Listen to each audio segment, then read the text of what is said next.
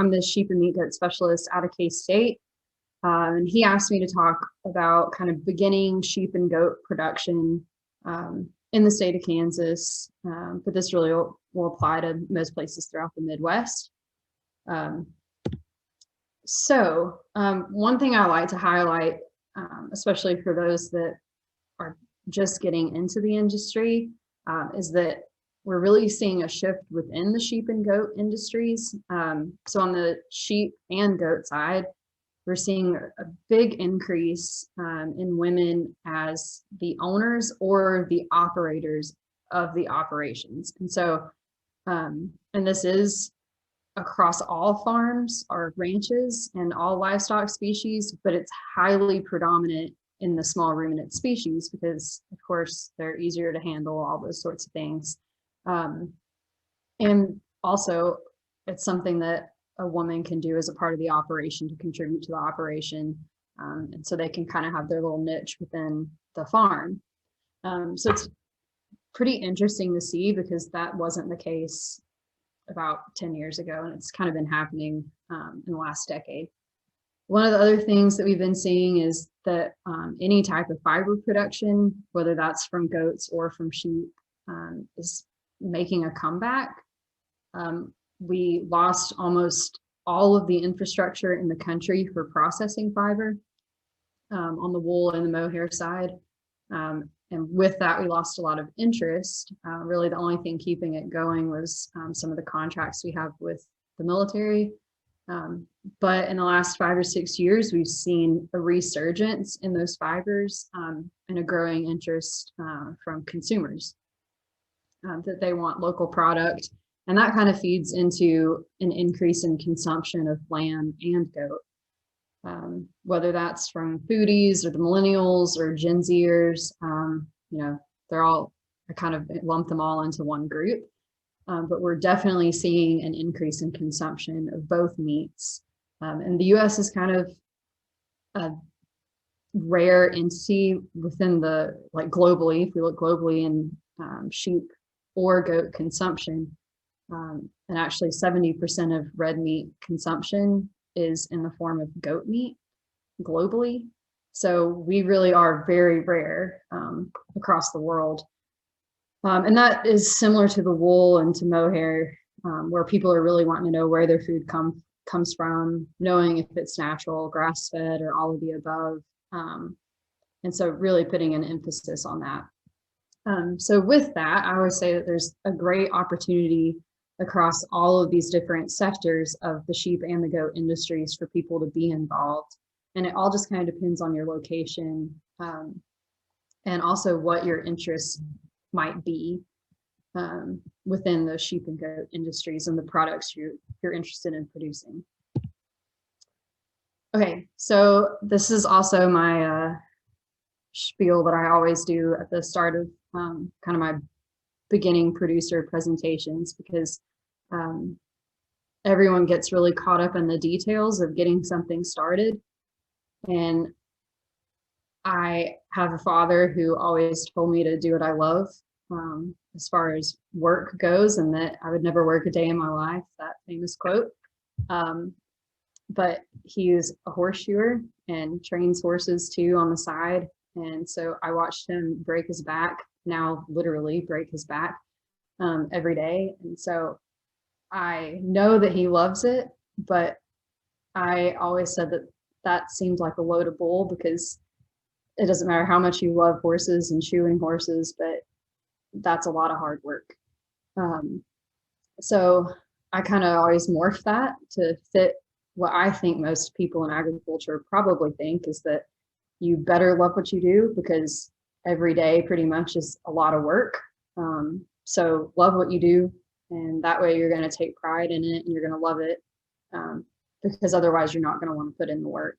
So, and then beyond that, if you don't care, you can't expect other people to. And in this day and age, when agriculture is under more and more pressure, and we're kind of under a magnifying glass, we need to care about what we're doing and really care about those small details, because other people are going to see them. So that kind of feeds into the second rule of everyone always asks, what breed of sheep should I get, or what breed of goat should I get? What's what's going to be the most profitable? And so I always say there's no superior breed of sheep or goat. There's only superior managers of those breeds. Now, of course, in certain particular settings, certain sheep or goats are going to thrive more so in those settings. So those are the right questions to ask. And also, depending on what products you want to produce, there are going to be breeds that are superior at doing those certain things. But in the end, you need to fit that breed into your operation and what your goals are. And you're the one that's going to have to go out there and feed them. So it doesn't matter if you don't like what you're going out there to feed, it's not going to end up being a very successful operation, in my opinion. So lastly, if you can fit all those things together and you're passionate about it, you're going to love learning about it and how to be better at that. And that's going to make you that superior manager or producer of whatever product you're going for. Okay, so the first thing, and this is, I saw that a couple of people in this don't actually own animals yet. And maybe some of you have just recently come into some animals or something like that. So I think this is really important to do at the beginning, but it's not necessarily too late if you feel like you've already kind of gone past this point. So these are just some quick questions I tell people to ask themselves of what kind of animals do you want? So obviously, if you've already gotten animals, you might have to morph what you're doing depending on how you answer this question. But what animals do you want? Are they going to be profitable in the environment you have them in? And that feeds into the second thing of, are they going to be able to produce the product that you're going for in the environment that they're in? And are they going to be able to do that on a profitable level? And then can you market those products where you live or in your area, close to your area? Or do you even want to? And that goes into the next part as well. Do you want to be profitable? If not, we need an entire different set of questions to go through for setting goals, because even hobby type farms can have goals as well. But profitability isn't going to really feed into that equation. And then lastly, are you going to enjoy pursuing those goals that you've set for your operation, looking back at your answers to those questions? And if not, you need to reassess what you're doing and kind of go back and reassess your answers to those questions.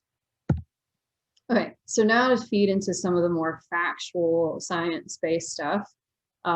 First, I wanted to go over some reproductive topics. So some of you might already know this stuff, but I always think it's good to rehash this. But sheep and goats are seasonal, and they depend on the hours of the daylight to come into season or to start cycling.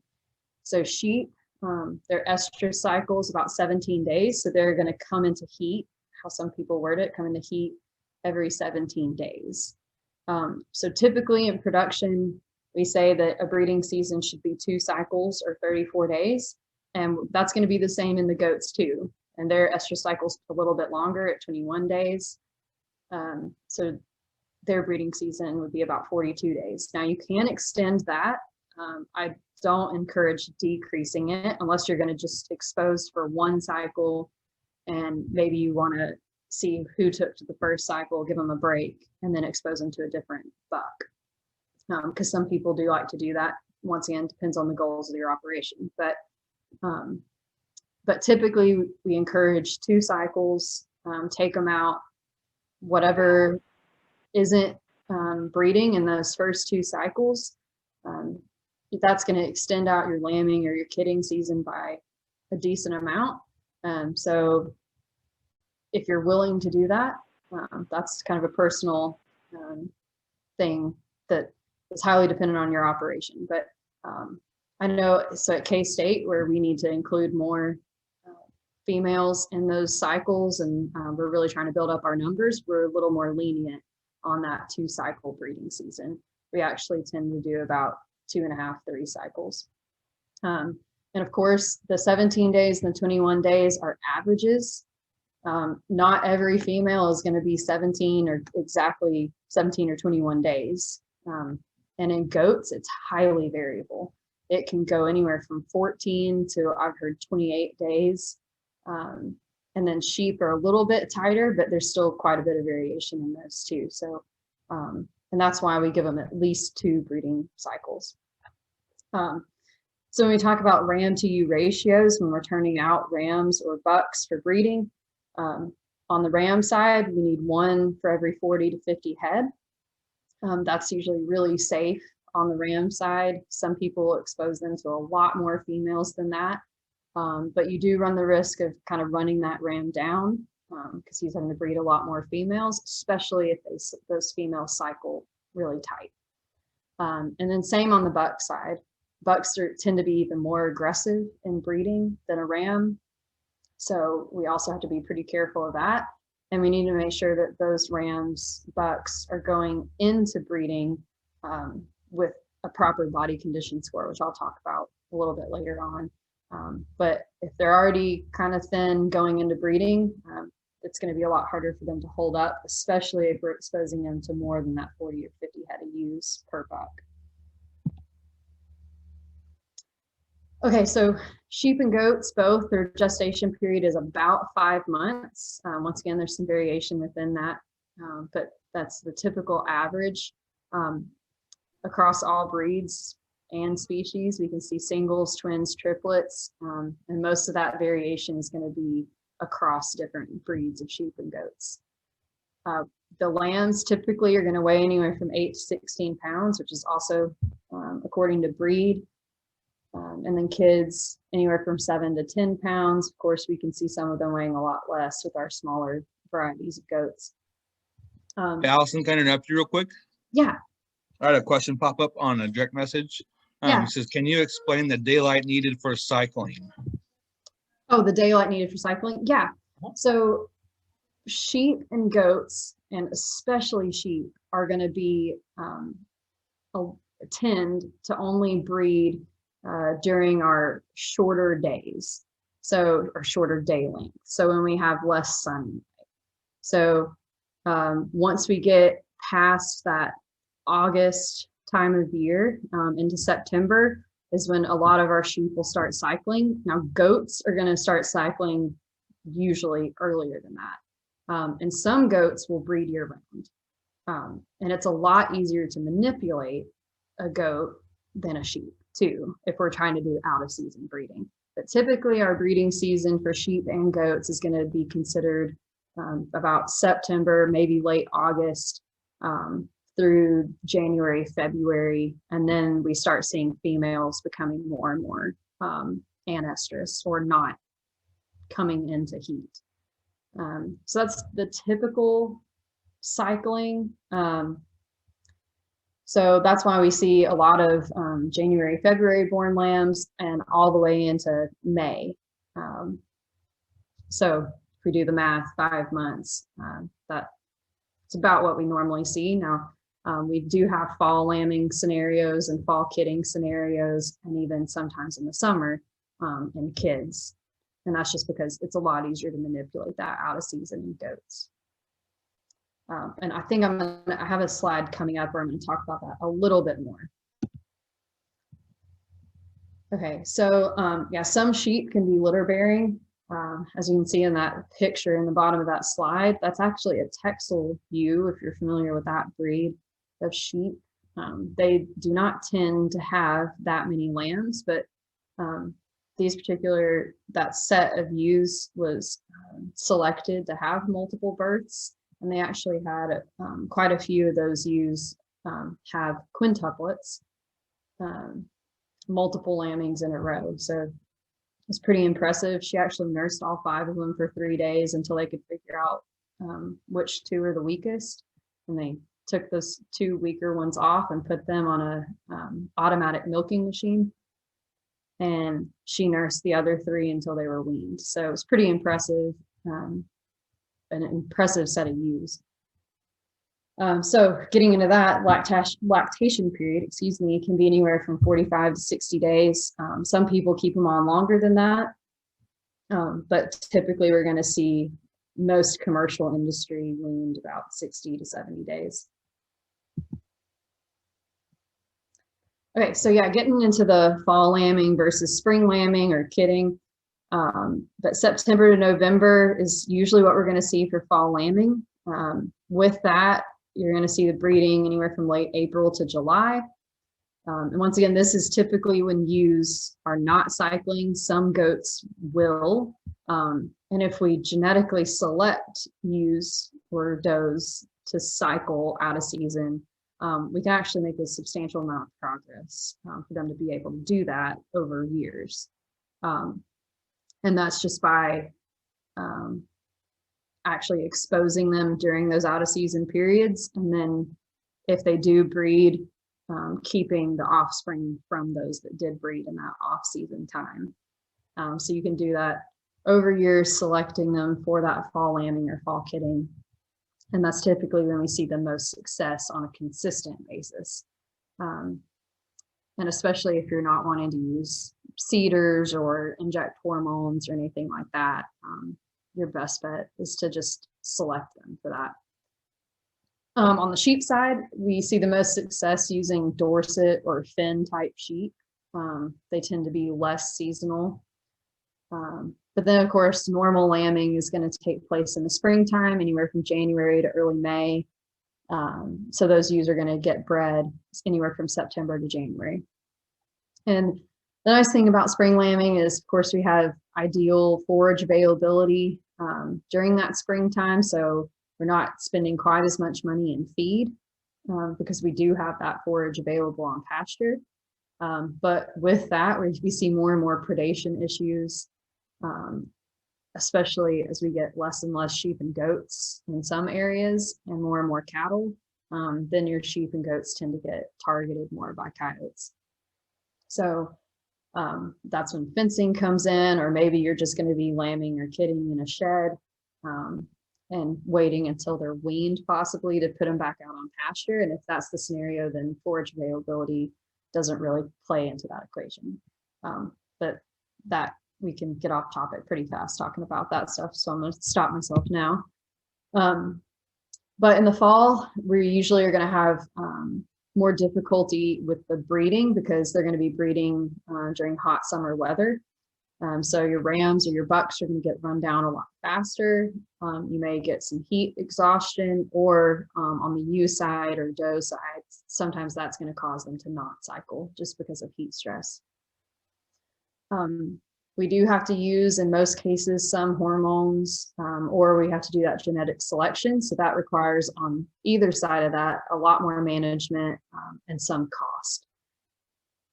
And then also we run into feed availability. So in the summer, of course, they're going to be on pasture. It'll be really easy to get a flush for feeding excess nutrients so that you can possibly get higher conception rates. But into the fall, we might run into some availability issues. In the spring, like I said, that is ideal in terms of the forage availability. January and February, we can run into some not ideal weather scenarios in Kansas and across the Midwest, but that's where facilities comes into play.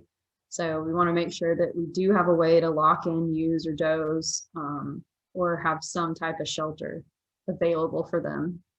But it does require, in most scenarios, less management than fall. Okay, so now we're going to get into some nutrition stuff. So for those of you that don't know, sheep and goats are considered small ruminants. So similar digestive system to cattle, it's just shrunken down by quite a bit. So they do not have 4 stomachs per se. They have 4 chambers to 1 stomach. The one stomach that really makes them different than other species of animal is that rumen. So if you can see in that top picture, the rumen is the biggest section of that stomach. And it's a huge fermentation vat. So if you've ever seen whiskey or beer being made, that's essentially what the rumen does. There's a bunch of microbes inside of it and a lot of water, and then whatever we decide to feed that animal.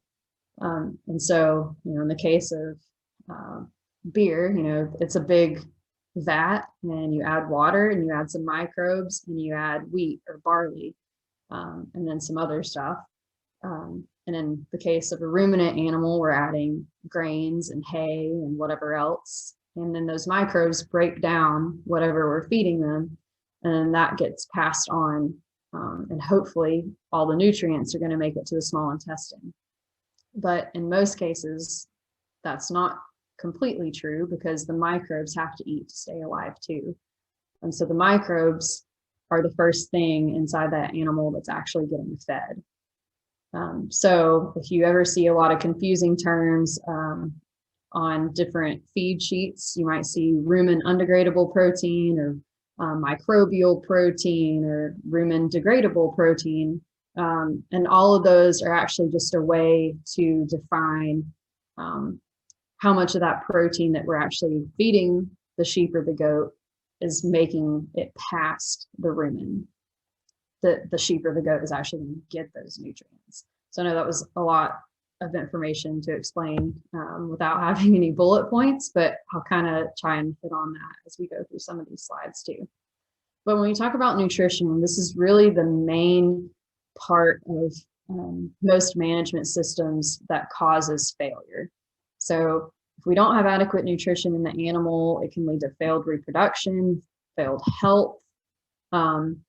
But when we talk about production, that's really just that animal's ability to convert the feed resources that we allow them to have, pasture, forages, grain, or whatever else, into products of economical value, so meat, wool, or milk. And it's this largest cost associated with production of whatever livestock we're talking about. So when we talk about nutrition, that's just all of the processes by which the sheep or the goat is going to take in different feeds and then take the nutrients it needs out of those feeds to produce whatever product we're going for. So when we talk about nutrient requirements, all of these can change depending on the weight and stage of production, or the level of production, or the age of the animal. They can change with the climate, so if it's hot or cold, if we have wool or mohair production, any physical activity, diseases and parasite loads, and of course, body condition scores. So in nutrition, we break down the different nutrients into water, energy, and usually we talk about energy in the form of carbohydrates. And then secondarily, it's fat, and then protein, vitamins, and minerals. So I'm going to talk a little bit about each one of these, but I'm not going to spend a whole lot of time because there's a lot of information to get through. But there's 16 essential minerals, but I put this table in here because these are the ones that we most commonly talk about or see issues with in sheep and goats. So salt, of course, is probably the most talked about mineral in sheep and goat production, or probably any livestock production of that. So in this table, I give the requirement, and I also give what you would see if there was a deficiency in the animal or a toxicity in the animal. So salt needs to be included in the diet. Most of the time it needs to be provided because there's not enough out within the diet. So not going to be enough if you're feeding a pellet or corn or just hay or whatever you might be feeding. We actually need to provide that. And usually people are going to provide that either ad libitum, which means free choice. So as much as that animal wants to consume, or you can feed it at that 0.5% of the diet and just include it if you're feeding by hand with the corn or with the pellet, or just top dressed on some hay. And of course, you're going to get a little bit of waste with that, but usually with sheep and goats, they're going to clean that right up unless you're feeding on the ground. Next in importance is calcium and phosphorus. And we do need to make sure that both of these are being fed adequately, but really the most important thing when we talk about calcium and phosphorus is that we're feeding them at a 2-to-1 ratio. So 2 parts calcium to 1 part phosphorus. If we get too far off of that 2-to-1 ratio, we start seeing conditions like urinary calculi or polioencephalomalacia, which is a neurological condition, or we see a lot of rickets, so bone diseases and weakness of the bones. So these are things, of course, they will start to show relatively quickly, but things that we really don't want to deal with.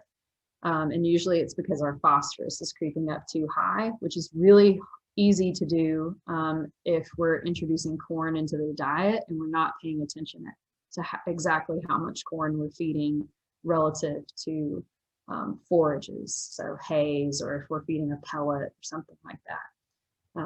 So we do want to make sure that we're meeting that 2-to-1 ratio. Next is magnesium. So usually we see conditions with magnesium in lactating ewes or does. Potassium, we can see grass tetany. So if you're familiar with cattle, it's a relatively common thing that we see in cattle.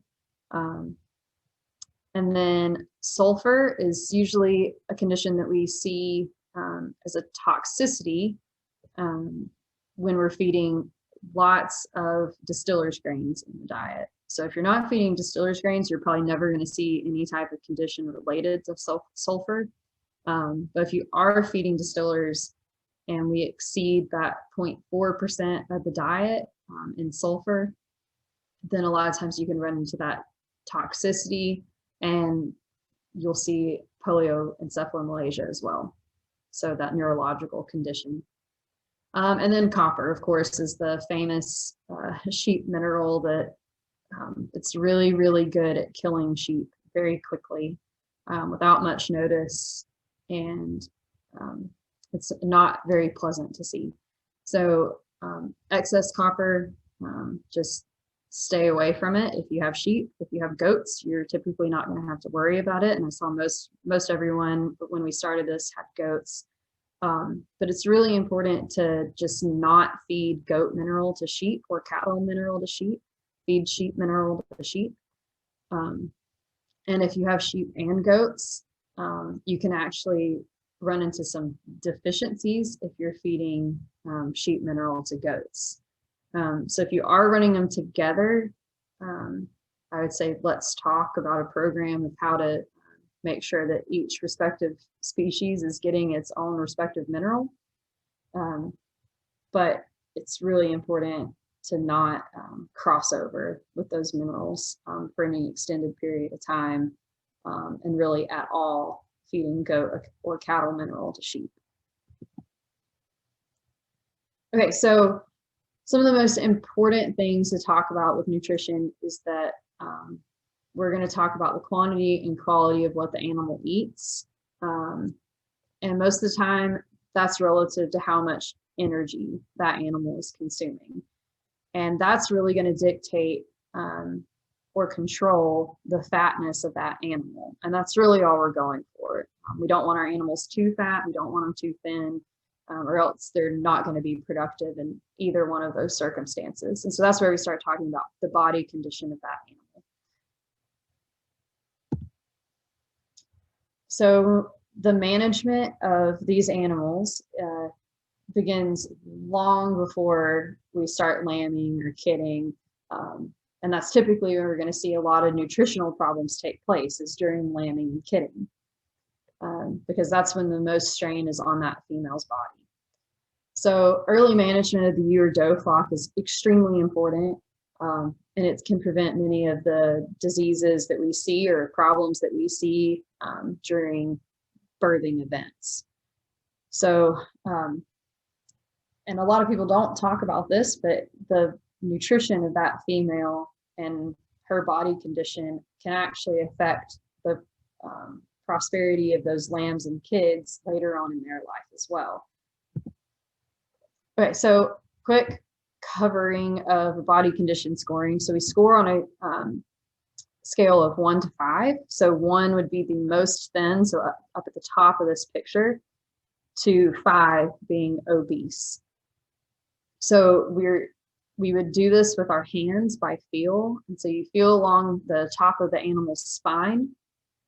And then you also feel their short ribs. So those first ribs are all long ribs, and it would be pretty much impossible, other than you can kind of probe with your finger in between the ribs, but you can't actually feel the end of the ribs until you get to the short ribs. And so those are going to be those ribs just in front of the hip bone.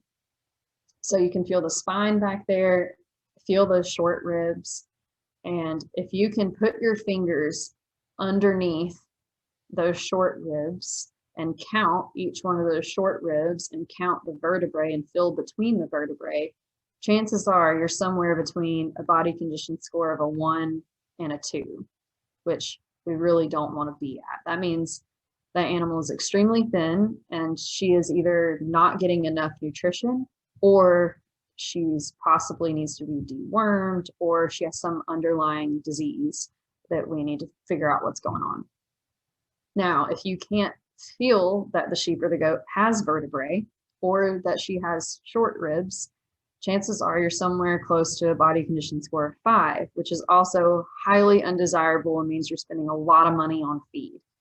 And so we run into some productivity issues on the operation side and the sheep or goat side. So you might see BCS written at different points throughout the presentation, but I'm just talking about body condition scoring. And if y'all have any questions about body condition scoring, I can definitely talk more about it. So this kind of outlines at different stages of production what body condition score we should be targeting. And I will say this is at a highly productive level for a range operation on range type sheep.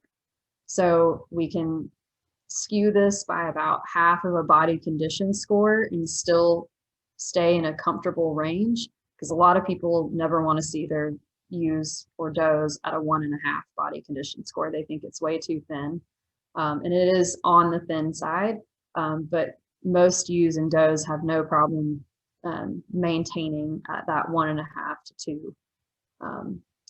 But for most people, they're way more comfortable looking at their sheep and goats if they're at a 2. And I have no problem with that from a production standpoint. So then going into breeding, we're going to want to increase that body condition score to a 2.5 to a 3.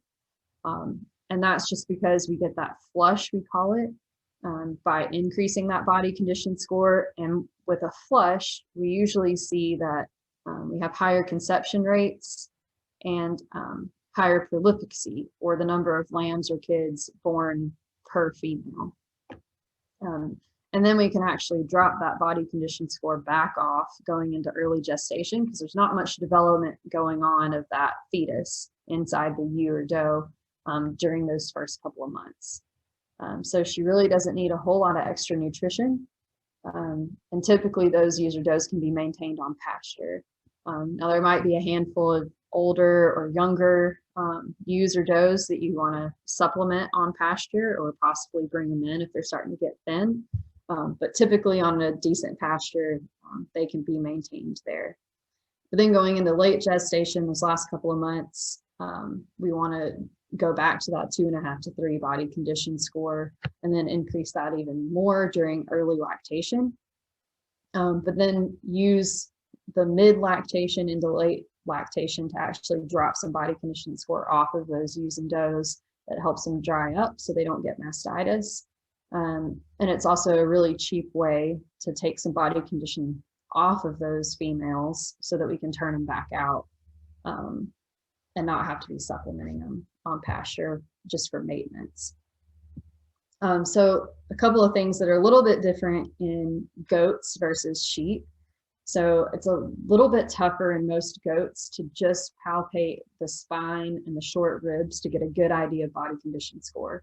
So we tell people to use the short ribs, use the spine to determine body condition score, but you can also palpate the brisket of the doe or the buck. And if you can just fit your hand and your fingers all the way around that brisket bone, then chances are she's a little on the thin side. But if your whole hand will not fit around the brisket of that animal, chances are she's on the obese side. And I can provide pictures of that to anybody who might want it. There's some pretty good resources on the goat side as well. And then as far as stage of production differences, really the only thing that changes from this table on this slide when we're talking about goats is that goats have a higher requirement during late gestation than sheep. So really we're going to want to bump up this condition score from early lactation to late gestation. So we want them at a higher condition score during that late gestation than sheep. Okay, this is just a graph, a line graph showing the different body condition scores. So if you're more of a picture person than a table person, it's basically the same thing as the last slide. Okay, so then we talk about the different diets according to different stages of production. So the green line here is dry matter in pounds per head per day. So this is just total consumption of the diet of a ewe or a doe, all the way from maintenance on the left side to late lactation. So this is total diet. And then in the black line, we have TDN, or total digestible nutrients. And so this is a way that we capture measuring energy in the diet. And then that red line is crude protein. So as you can see on that red line, most ewes and does don't have a very high protein requirement really until early lactation. And in does, of course, you're going to see that increase a little bit sooner into late gestation, and then kind of maintain during early lactation and drop back off during late. But really the only increases we see is in energy requirements. So during maintenance, we're at that lowest level, just between 1 and 2 pounds per head per day of TDN, with that little bit of increase during flushing or breeding. And then it goes back down into late gestation, and then increases as we get into late gestation and early lactation. So really we want to be paying attention to energy in the diet, not protein. Okay, so if we're properly nutritionally managing these animals, we're going to prevent 2 of the biggest problems we see in loss of pregnancy or loss of fetuses during late gestation in both sheep and goats. So I would say probably the #1 cause of death of lambs and kids is ketosis or pregnancy toxemia. And so the complicated way to explain this is that this female has a lot of excess fat on her body. And then all of a sudden she's getting full of babies and her stomach is getting smaller. And all of a sudden she can't eat as much as she could before during early and mid gestation. And so all of a sudden she needs more energy than she does any other time of the year, but she can't eat more energy. And we're not providing a dense enough energy diet for her during that time. So all of a sudden she has all this excess fat already stored in her body. So she starts mobilizing that fat and breaking it down, and it goes into her bloodstream. And that's when she goes into ketosis. And so actually, if you're familiar with the Atkins diet, that's what it does as well, is your body goes into ketosis. But if you do this for an extended amount of time, it can actually be toxic, and it's very toxic to these pregnant sheep and goats. And it'll cause them to go down. It's really hard to get them back up if you ever do. And it's because they don't have enough energy in their body anymore. And then going into ketosis is just making their body kind of shut down. So we most commonly see this condition in either over or undernutrition females. And usually we're going to see it if the ewe or the doe is pregnant with triplets or quads. It's actually called twin lambing or twin kidding disease in some cases. So you can see it if they have twins. And that's just because there's more demands on their body nutritionally than with singles. We can treat it with glucose, either given orally, under the skin, or intravenously. But I would say if you're going to give it any other way other than orally and you've never done it before, I would have a vet or someone who's done it before on hand. And this other condition is milk fever. A lot of times you see this happen alongside ketosis. It can happen independently, but typically it's the same or similar condition, but they're rapidly mobilizing calcium rather than fat. And so you'll see really similar symptoms. They go down. It's really hard to get them back up if you do. And we can give them calcium therapy to overcome that condition. But in both of these, a lot of times we catch it too late and you either lose the female or the offspring or both.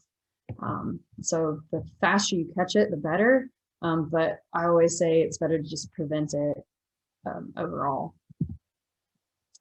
Okay, so now getting into some lamb and kid management. So the first 48 hours of the offspring's life is the most critical. That's when 70% of our mortality actually occurs, when we're just talking about from birth to weaning. And usually it's related to body weight. So underweight lambs or kids are more likely to die during that first 48 hours. And it's just because usually they're not going to thrive as well. So they're not going to get up and eat. They're not going to have as much energy. And it's going to be a lot easier for them to get cold and become hypothermic. And body weight is going to be most heavily manipulated by the nutrition of that female during late pregnancy. So that's why I have it in the nutrition section, because we can actually prevent a lot of our birth weight issues by feeding the ewe or the doe adequately. So the optimum body weight for a lamb is about 10 to 13 pounds, kid about 6 to 8 pounds. But of course, if we're having a lot of triplets, that's going to drive our body weights down some. So we're going to see more death associated with those multiple births. But the three main causes of death are going to be starvation and hypothermia. And I have those together because they usually occur together. If they don't get colostrum, or that first milk that the ewe or doe drops, then a lot of times we'll see hypothermia in those lambs or kids. Then it's followed by pneumonia and then difficult birth. So a lot of these things are affected by the nutrition of the dam or the genetics of the dam. But some of them just aren't manageable. Some of the stuff just happens even if you're doing a great job. With pneumonia, a lot of times it's going to be caused by barns that have a lot of draft down low, or inadequate ventilation. So a lot of times it's because there's too much ammonia close to the ground. And a lot of people walk through their barn and they say they don't have an ammonia problem, but you have to get your face down on that level that lamb or that ewe or doe is going to be at to really see if you actually do have an ammonia problem. And that can cause a lot of chronic pneumonia issues in our older animals if they get pneumonia as a lamb or kid. Okay, so fuel tools. Normally we're going to see the body temperature anywhere between 102 and 103. If it falls to less than 100, that animal is considered hypothermic. So we want to think about tubing the lamb or the kid in that case. And if they haven't had colostrum yet, that first milk, then we need to tube them with colostrum.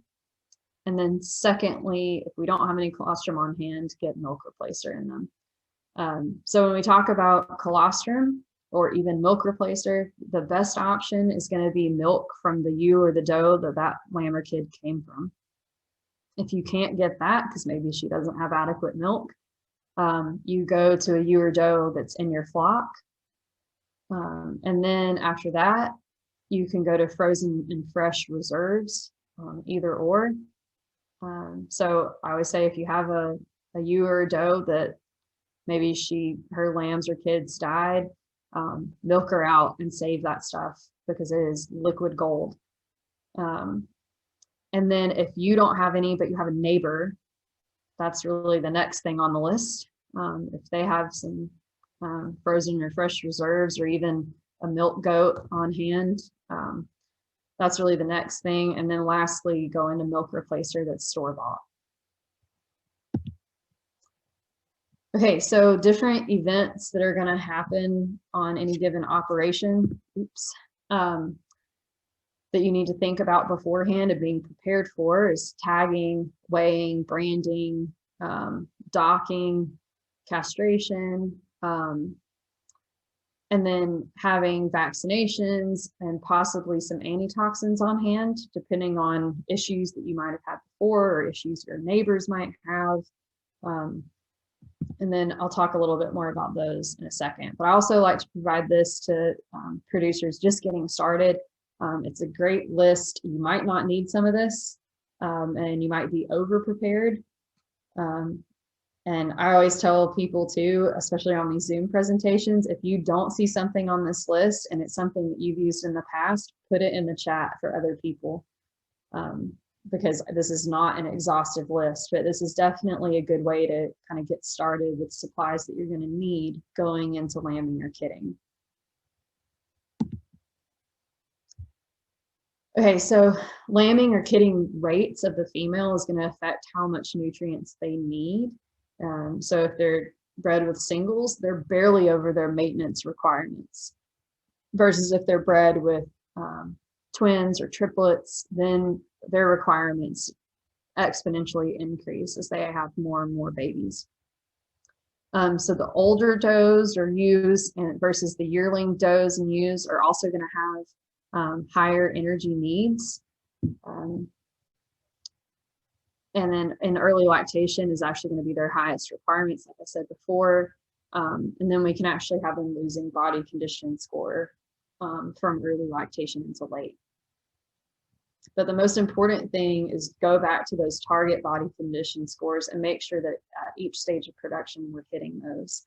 And that if we're not hitting those with a certain group, that we can separate them off and give them more nutrition.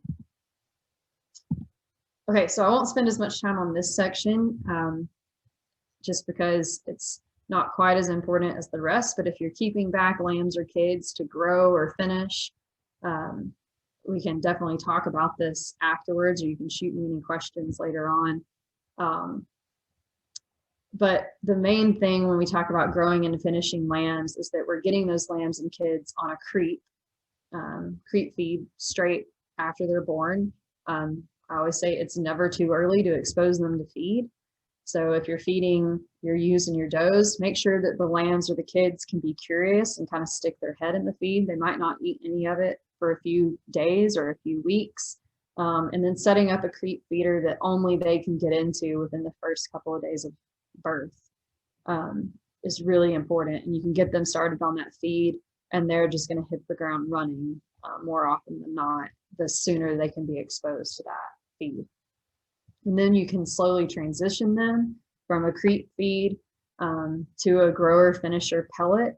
But the most important thing to remember with that is that anytime we adjust feed, whether it's an adult sheep or goat or a young sheep or goat, is that we give them adequate time to adjust to changes in feed. So you can't just all of a sudden make a change. You want to slowly, gradually introduce different ingredients, really over a 2 to 3 week period, not suddenly. That's where we can run into a lot of rumen or digestive upset and see conditions like polioencephalomalacia taking place and lose a lot of sheep or goats. So if you like doing nutrition and you're curious, or maybe you just want to mess around with how to build diets, Oklahoma State University has a ration software that's free for goats. That's this website here. And I can give y'all this presentation too, so you have it. There's other software too that you can use through Oklahoma State. It's a record keeping software. And then on the sheep side, Montana State University has the sheep ration software that's also free.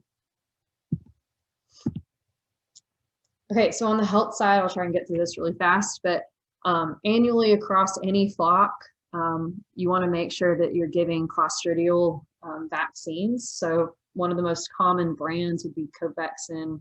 There's a 7-way, there's an 8-way, and then there's lots of different brands that have these clostridial vaccines. But at the least, you want to make sure that your flock is getting C and D.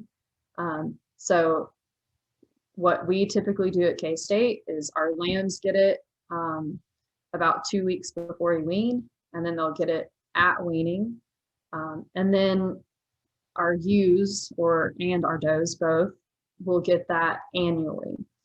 And that's just a booster every year. And we like to give the annual booster to our ewes and our does about 6 to 8 weeks before they start lambing or kidding. And that gives a little bit of a boost in their immune system that they're going to give to that lamb or kid that's still in the uterus. So it gives them a little bit of a heightened immunity before they hit the ground. So in lambs and kids that are fresh, newly born, you can give a clostridial vaccine if it makes you feel better, but in most cases, that lamb or kid does not have an immune system that is developed enough to actually react to that vaccine and develop any antibodies. So most of the time we don't see any benefit from doing that, but you can give it. I always say it's a cheap vaccine. I'd rather give it than not. And if it makes you feel better, go for it.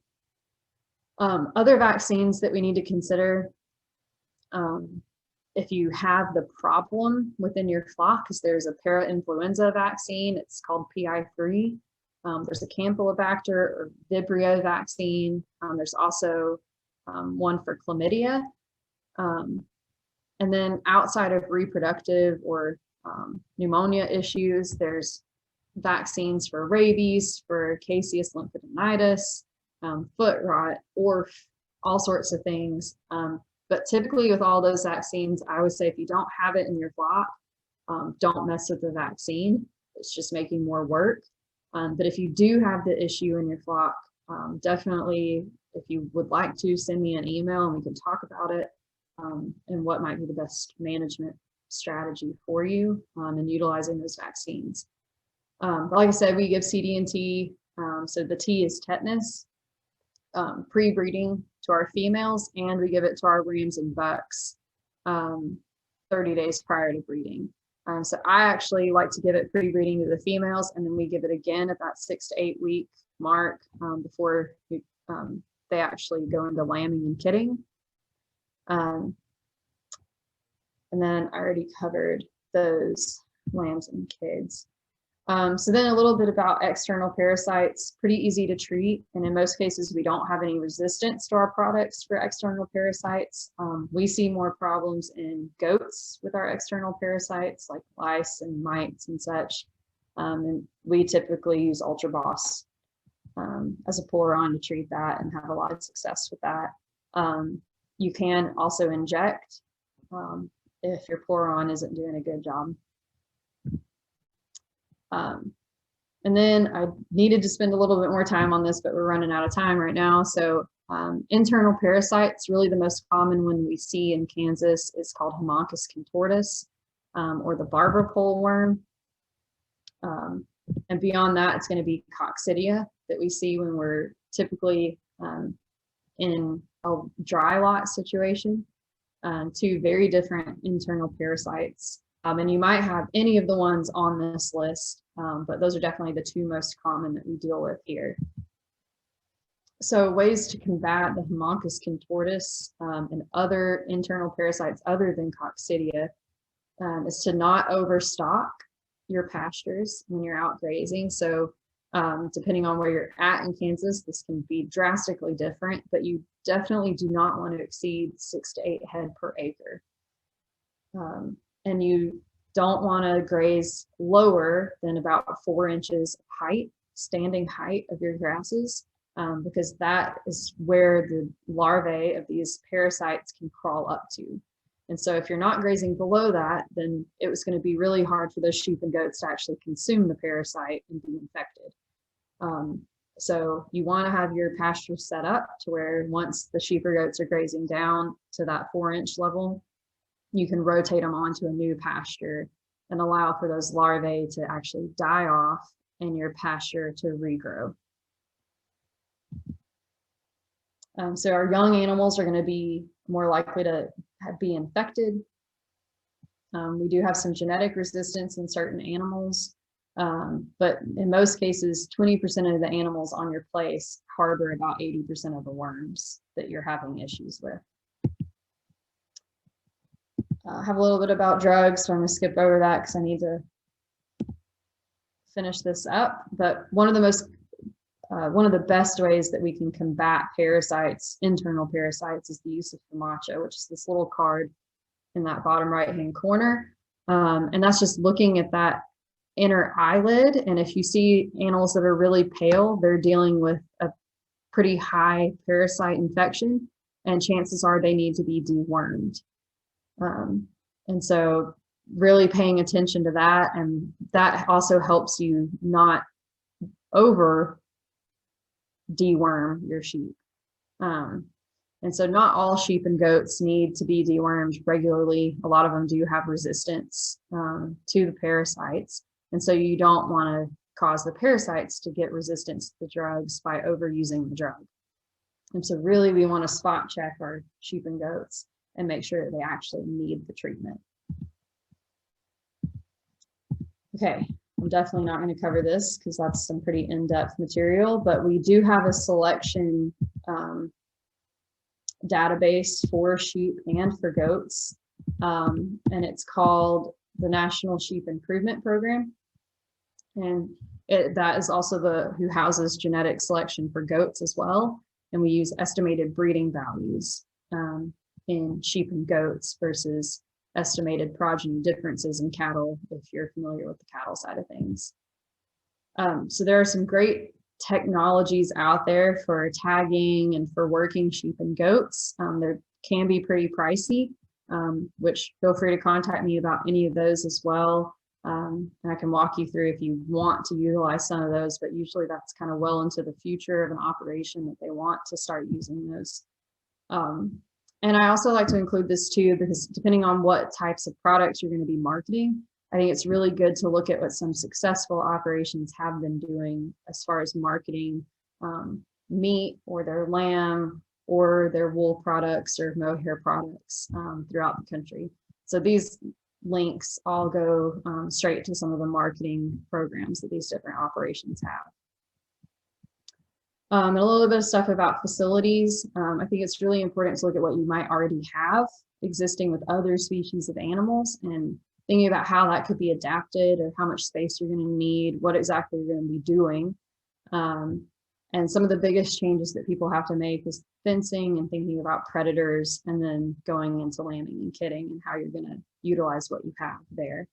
And that's where I love to come out to people's operations and look and walk through things and talk about what would work best for them and kind of what's the cheapest or most efficient way to do that. And this is just other resources. If you have some questions, these are great places to get started looking for information. And then of course, contacting me. And so I have a Facebook page that you can go look at, and then that is my email in the bottom left. And feel free to email me at any time. And I'm a little behind on emails, to be perfectly honest, but I will get back to you. Just have to give me a little bit of time right now. But with that, I know I had to breeze through that last part, but I'll answer any questions you guys might have. And what are some options for battling coccidiosis for feed and grain additives?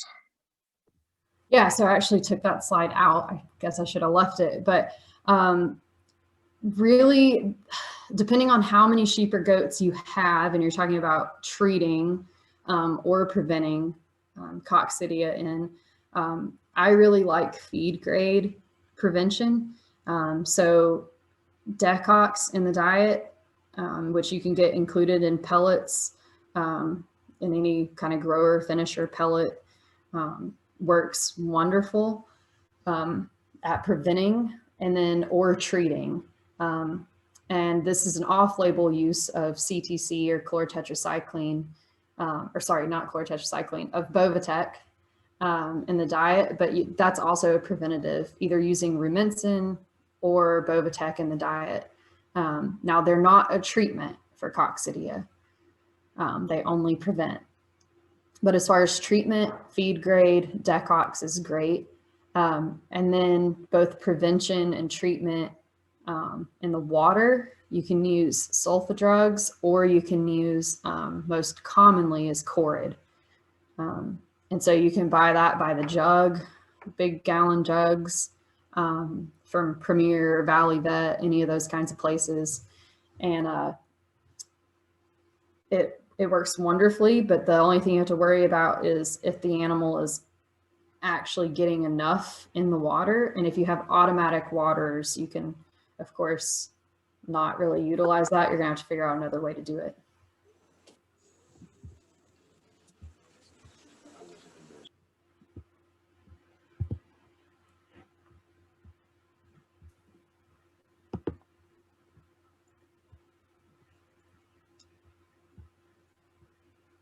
There are other questions or?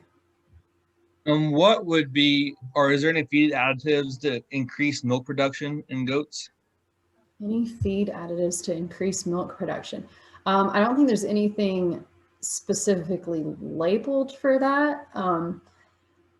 Now, by increasing energy in the diet, you could slightly increase milk production in sheep and goats, but largely milk production is really based on genetic capacity.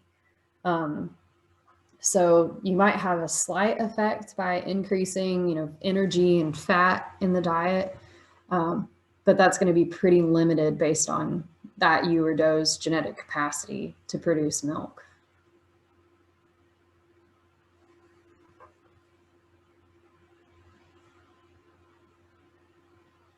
Is it possible to raise sheep and goats on 100% pasture or forage, or is some amount of grain necessary? So anything's possible, but I would say in most areas in Kansas, it's going to be very difficult, close to impossible, to raise them 100% forage based.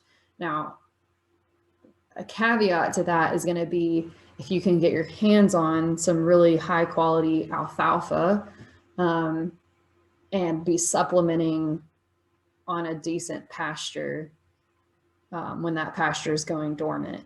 Because if you can time stage of production with when their highest needs are. So I'll try and say that a better way, but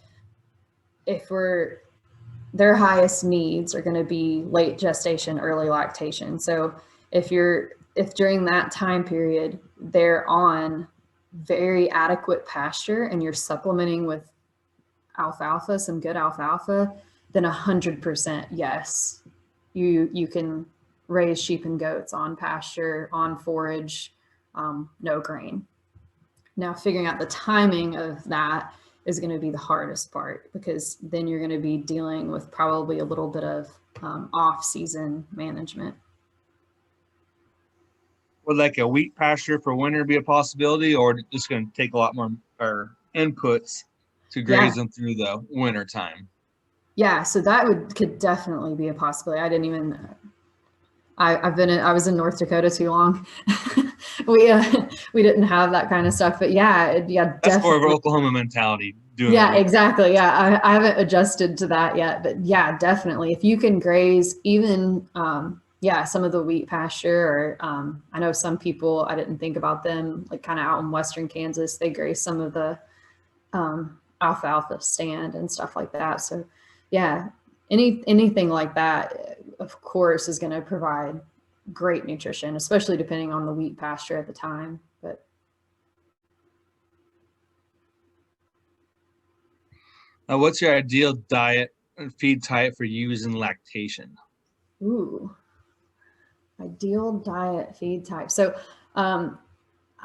this is not what we get to do at K-State. We're actually limited by our types of feeders that we have. So we can't do this, but I love a good TMR because the way I usually explain sheep and goat nutrition to cattle people is that they're like little dairy cows.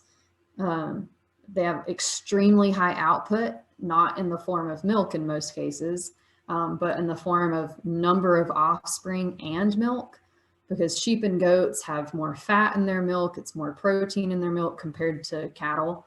So it's highly concentrated. But then they also are typically producing twins, triplets, quads. So the amount of production that that animal is undergoing is insane. So I always say it's like a dairy cow, because what they're doing is absolutely insane. So when we talk about a total mixed ration, like a TMR, we can pack and we can adjust that diet based on the stage of production. And so, you know, earlier on in gestation, mid-gestation, we can have that more forage based with just possibly a little bit of supplementation. Maybe it's wheat, maybe it's corn. And then as we get further into gestation, we can actually transition to less forage and maybe put in some distiller's grains, maybe some barley, or maybe we move to some cracked corn, or and so I love those. And then adding alfalfa, of course, I always add alfalfa during mid to late gestation. But I also love incorporating some of our denser nutrients that we have, like distiller's grains. And I know a lot of people can be pretty wary of feeding distillers, but really as long as we stay between 20–30% of the diet as distillers, and we don't exceed that, it can be a great way to make a diet more nutrient dense, which is exactly what a ewe and a doe need.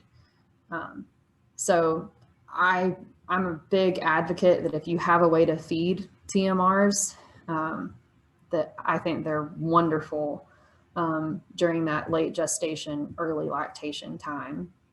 And DDGs is really, it can be pretty high in fat, which is also really great for lactation. So transitioning late gestation, early lactation to a little bit of distillers, a little bit of corn or wheat, whatever you can get your hands on, with some good quality hay and alfalfa can be really nice.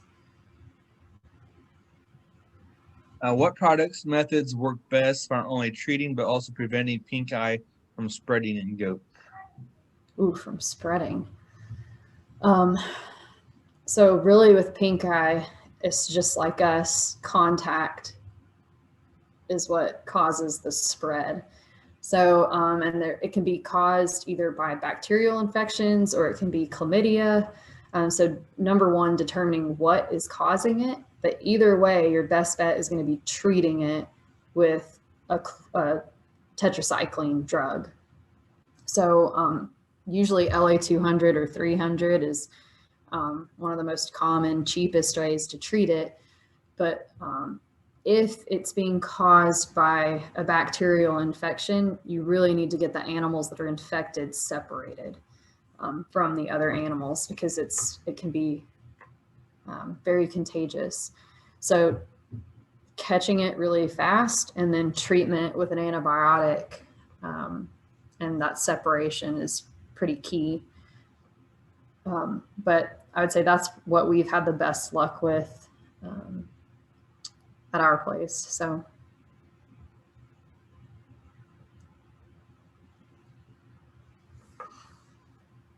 if limited to small acres, 15 acres, would dry lot be a better solution to raise meat type goats? And we also have a survey on the chat link. If you guys want to click that and fill it out for us, we would greatly appreciate that. So I would, if I was limited to, the 15 acres, I would say I would split up how I was utilizing the area. So you're going to be able to raise more animals if you are exclusively in a dry lot type operation. But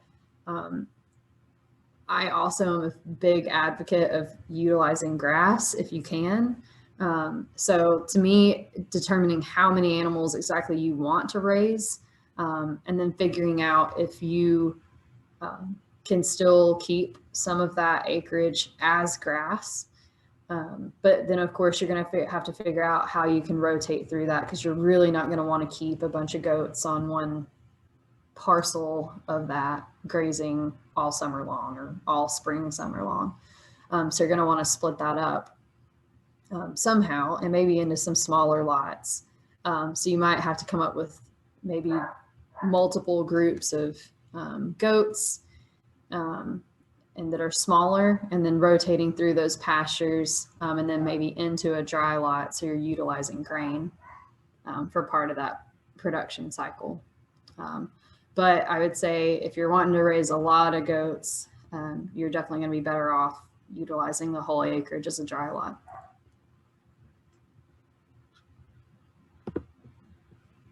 If you do a dry lot, is it best to kind of eliminate the grass out of it for worms, or what would you suggest there? Yeah, definitely. If you're going to do a dry lot, I would suggest having no grass if you're going to do a complete dry lot type operation, because yeah, if you have any amount of grass, you're still going to deal with parasites. So just to take parasites out of the equation, I would take away the grass. And then really the only parasite you should deal with in that scenario is coccidia, which, like we said before, as long as you can catch it and you know the signs, it's pretty easily prevented and treated too if you run into it.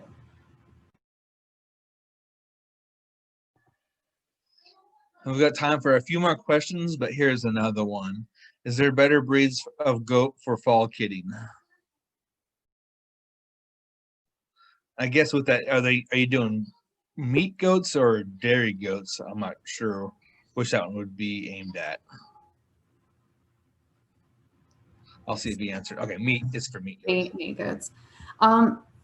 So I really have not run into any issues. I hate to say that, but I haven't run into any issues with fall kidding really. And I really think in goats, it's much more genetically dependent, not really breed dependent, not like it is in sheep. And so I mean that by saying, like, boar goats, there are boar goats out there that will breed for fall kidding and be awesome, and you'll have great luck with it, especially if, like, the first year you kind of use seeders to manipulate them. But then there's boar goats out there that will not take to fall kidding. So on the goat side, I have a hard time saying that there's a superior breed for fall kidding. On sheep, I could give you a few and say that there's definitely some better ones out there, but goats just tend to be a lot less seasonal in general. Now, I will say that I haven't tried it with, like, the myotonics, but my experience with myotonics was they're really good at breeding year round anyway, from what I've seen. So, and that's really what I've seen in most goats anyway, is when given the opportunity, they're pretty good at it, especially if you try to force it. Another question is, what do you prefer for breeds of meat goats, boar, Kiko, or Spanish? Okay, so this is a personal question. Then, and that's how I'm going to take it. So I go back to what I said before of, you know, to each their own. You need to be happy with what you're going to raise. I love the look of a boar goat, but for what I'm trying to do at K-State, you know, I was actually just telling someone this today. We're actually going to be keeping 2 different lines of goats, or that's our goal. We want to keep a more boar type line that looks like a boar and acts like a boar. And but then we're also taking some of our boars and crossing. We just did it for the first time this year, crossing them with a Kiko buck. And we're going to keep some of those kids and hopefully cross those kids with a Spanish buck, and try and make kind of a 3-way cross that hopefully is going to be a relatively meaty sheep, but not as meaty as a boar, but really have the thriftiness and more of that browsing capability that a Kiko and a Spanish goat have. And so we're going to see how that goes. But I really like the Kikos and the Spanish goats. But right now, market wise, they just, you know, a boar goat is going to be more desirable. So that's kind of what we're doing. And it's just because right now we get a lot of requests for grazing type demonstrations, and the boars that we have do a decent job, but they're nothing like what the Spanish and some of the Kikos will do. And so that's why we're going to kind of go for more of that cross. I just saw something else pop up. So we're actually trying to build up our sheep and goat numbers right now. So we are on a very limited basis selling sheep and goats. But hopefully in years to come, once we get our numbers built up, we're going to start selling a lot more of our sheep and goats. And how many breeding seasons would you be able to use the same buck? Is it okay to breed a buck multiple years in a row if you're keeping its daughters? Okay, so this is a common question that I firmly believe there's not a great answer to.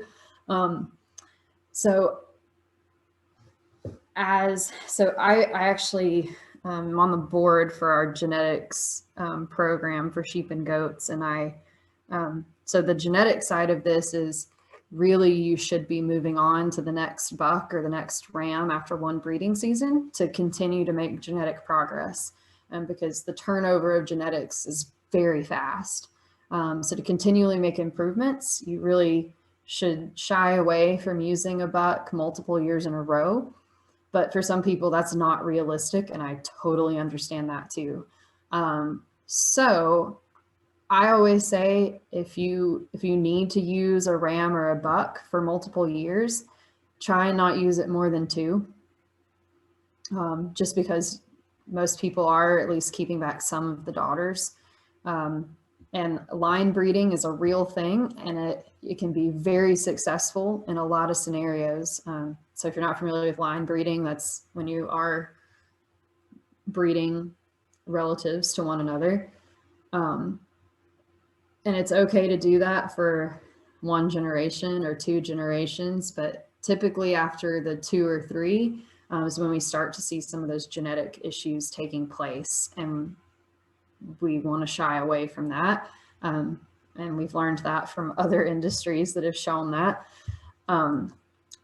So I don't see any problem with 1 breeding cycle to daughters, but really I shy away after that first one.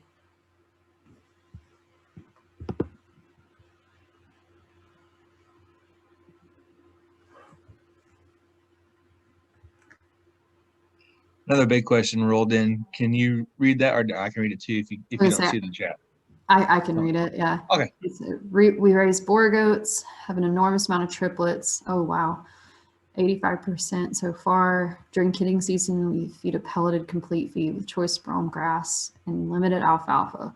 Looking at the doe's nutritional requirements, what's the best way to get added nutrition to them in order to support all of the kids? Is it safe to feed choice alfalfa, for example? So in that case, where you have does that are that productive, I would not shy away from feeding pretty much free choice alfalfa. I would say too that I would mix that and kind of blend it with some of the brome, but I would not shy away from the alfalfa and feeding it at a relatively high level. The other thing is I would get your alfalfa tested before I did that. And you said your pelleted feed is complete. But I would also look at possibly how much energy is being provided in that pellet, because there might be a way for you to make that more energy dense for them during that late gestation, early lactation time. And so I'd be kind of curious to see that. Because yeah, definitely if you've had 85% triplets so far, they need a very, very energy dense diet. And if you haven't seen any preg tox so far, then I would say kudos to you, because you're probably doing something right if you haven't seen any problems yet.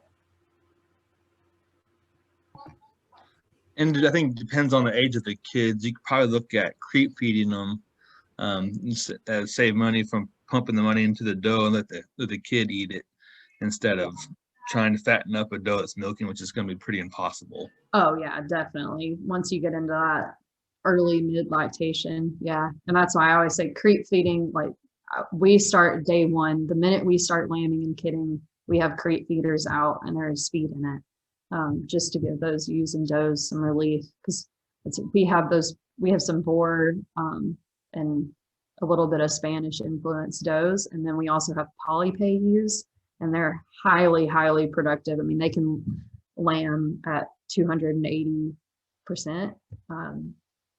And so we have to give those ewes and does some relief pretty early on.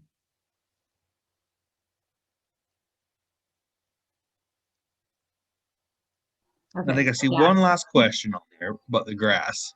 Okay, while sheep are finishing grass, can they finish and control weeds and any undesirable plants that cattle and horses don't eat? So if I understand correctly, you're asking if they will eat certain weeds and control those weeds that cattle and horses don't eat, and the answer is yes. Some of the honeysuckle that's invasive, and then goats especially are great at eating cedar, and they can actually cause a cedar die-off if the cedar is less than about 3.5 feet tall. And that's goats. Sheep are not quite as good at that with the cedar. But also the wild dogwood, Cerisa lespedeza, some of the old world blue stem, but a lot of those grasses, sheep and goats, and weeds, sheep and goats will target. And if they aren't, you can make them if you need to, with some temporary fencing. But they will target it and they can control it. And if you utilize the grazing, targeted grazing, alongside burning, then you can usually control some of those issues within a few years.